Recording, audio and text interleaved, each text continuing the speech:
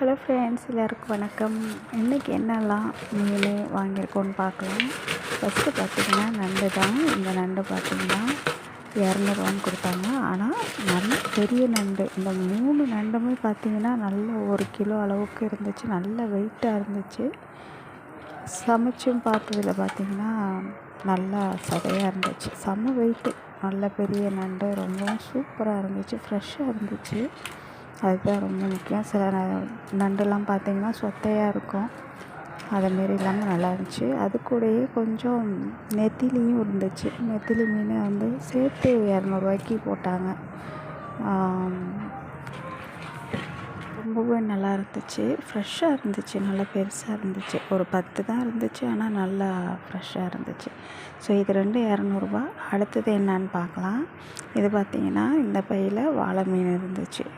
வாழை மீன் பார்த்திங்கன்னா 3 வாழை, நல்ல பெரிய வாழை, ஒரு சின்ன வாழை இருந்துச்சு.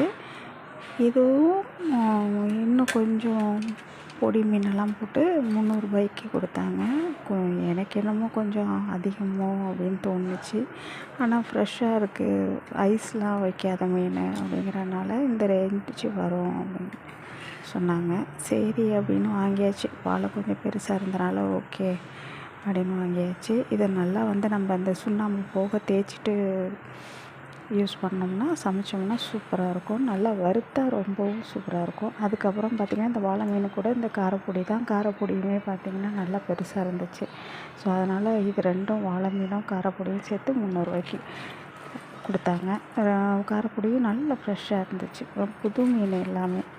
ஸோ உங்கள் ஊரில் எந்த அளவுக்கு சீப்பாக இருக்கும், இது இந்த ப்ரைஸ் வந்து ரீசனபிளா அப்படிங்கிறதையும் கமெண்ட் பண்ணுங்கள்.